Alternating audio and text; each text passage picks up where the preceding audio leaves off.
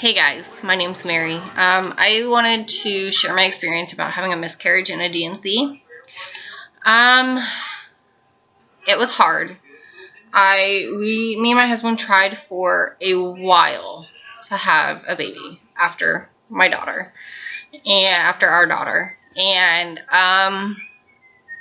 we finally got it in December. The first week of December, we found out we were pregnant. I went to a clinic to find out, and I was 5 weeks, and then I saw the baby at 6 weeks, and we were excited. The heartbeat was 130, it was about 135, I think it was, and and then I went to my OB 2 weeks later, or well, I guess it was 3 weeks later. He diagnosed me as 9 weeks pregnant. And it was awesome. Like, the heartbeat was 177. Like, everything seemed fine. The baby was fine. The baby was healthy. And then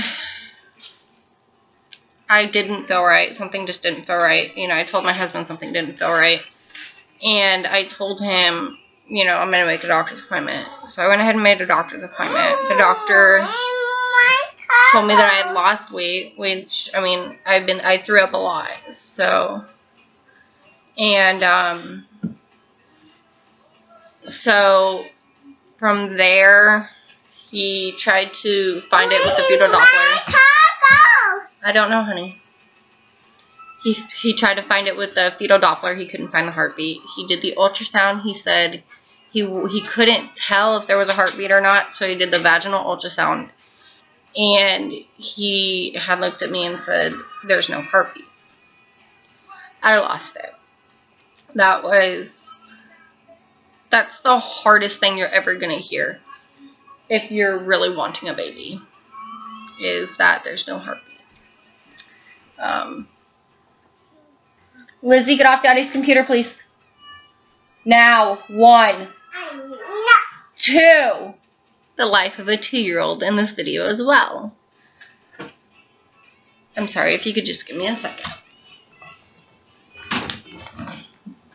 I said get off Daddy's computer. That's a no-no. Okay. Excuse me. But anyways, he set me up with the actual ultrasound technician, and it's hot, don't touch it. And she said, you know, it was hard because I could see the baby on the screen that they had up on the wall. I could see the baby, and that was the hardest thing ever. Don't touch Mommy's computer, please.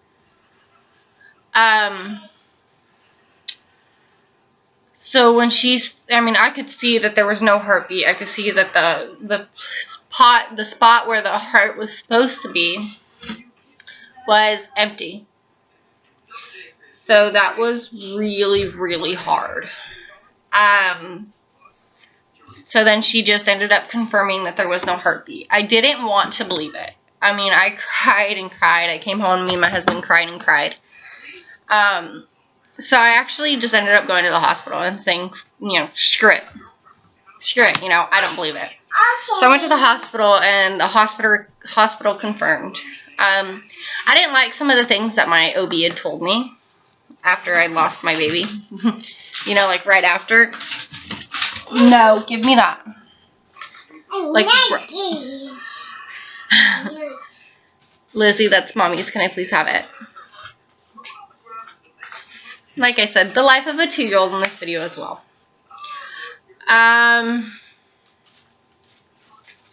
So anyways, I ended up finding a new OB. We scheduled the D&C, and I just felt sick a lot after the D&C. They said what they're going to do is they're going to scalpel it out. They have like this little thing that looks like a spoon. They're going to scrape it out and scrape out everything. And I guess I woke up from the anesthetics and I was freaking out. So they gave me Benadryl and I was out for like ever. I mean, it hurt to walk. I cramped really bad. I mean, it's kind of like, if you've ever been in labor, it's like that. But if you take menstrual cramps and you times that by like 5, it hurts. So, I mean, through the DNC, I only bled for maybe a month. Maybe. I didn't bleed that long. I bled a lot. I felt sick a lot. But the hardest part was knowing that I was coming home without a baby. Like, there wasn't gonna be a baby. I mean, yeah, I can always try again. And yeah, I mean, it happened for a reason.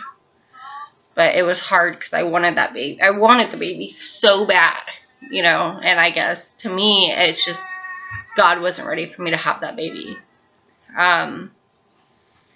Maybe I feel like maybe God was testing my strength on how I was going to deal with it. And I feel like, you know, making a video about it is probably the easiest way for me to inform others and for me to share my experience. You know, and don't be afraid. Like, if your doctor tells you something you don't like right when you lose a baby, like, he compared me, like, losing my child to an animal's miscarriage. I am sorry, but I am not a woodland animal, and I am not a fucking dog. So, that's why I changed OBs. Don't be afraid to always go get a second, third opinion. Don't. That's what I did. I got 3 different opinions. I got another opinion outside. I got 2 opinions outside of my OB himself. So it was hard. It's not going to be easy. It never is easy to lose a baby. I thought it could never happen to me, and, you know, lo and behold, I was 9 weeks pregnant and lost my baby. I mean, if you have kids, it's hard because you're just kind of out of it. You don't want to do anything. It's hard. And actually, come here. This is our 2-year-old. This is Elizabeth. Say hi. Hi. She's 2. And she's got her watermelon. But she helped me get through it. My husband helped me a lot. Being able to stay at home with my daughter all the time kind of hurt because I still had stuff for the baby. I had a swing, I had diapers, I had wipes, you can go play. I had, you know, I had everything. Not everything, but, like, I needed a crib and clothes and more diapers and formula. That's about all I needed. Like, I had everything else I needed for the baby within 9 weeks. Like, actually within, like, 4 weeks. So, I mean, it was really, really tough staying home all the time. But you just got to get yourself out and do things. As hard as it may be. Other than that, I mean, it gets easier. It gets easier. It gets a lot easier. You just got to take it day by day. If you ever need anyone to talk to, you can always comment on my thing or add me on Facebook.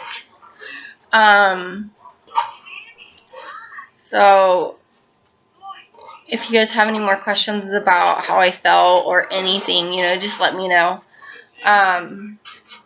Any videos I upload from now on, I mean, I'm going to have distractions. I have a 2-year-old. I'm going to have, you know, problems staying focused because, again, I have a 2-year-old. So, and there's always people walking by. So, anyways, thanks for watching. I appreciate it. I hope this really helps somebody, you know, become more aware and, you know, just think, you know, just, I mean, honestly, though, I forgot to say something. Smoking doesn't hurt the baby. Now, if you're smoking like 3 packs a day, then you might want to cut down. But, I mean, smoking, caffeine, it doesn't hurt the baby. I mean, if you're drinking like 10 cups of coffee a day, then yeah, you need to slow down. But smoking, caffeine, stress hurts the baby. You try and de-stress yourself. It was hard for me because I had a lot of family stuff going on. But just try and de-stress yourself. And I have kids who eat envelopes. Okay, no more. Baby, mommy needs this. But I mean, don't blame yourself. It can happen for any numerous amount of reasons. And it took me a while to realize that you cannot blame yourself for a miscarriage. Now, if you're out there getting in fights and stuff, then, I mean, you gotta think, you know, I'm pregnant. It's not smart to get in a fight or do drugs or, you know, this and that. I mean, there's plenty of people out there that do drugs and their babies are just fine. And I don't look down upon them, you know. Some people may have not have known. Some people may have known and their kids come out just fine. You know, but that's their life choice, you know. Sorry. But yeah, I just, again, I just wanted to make this video to hopefully help somebody. Sorry. To hopefully help somebody. If you guys have any questions or anything, feel free to add me on Facebook. And we can talk. I can answer questions. I mean, I can share pictures of the baby. I mean, I have pictures of the baby from anywhere from 5 weeks to 9 weeks. So, again, guys, thanks for watching. I really appreciate it. Really? But anyways, I'm going to start doing a special on, after this. Hold on. Hold on. In the daily life of the Cheerios. Thanks for watching, guys. Bye.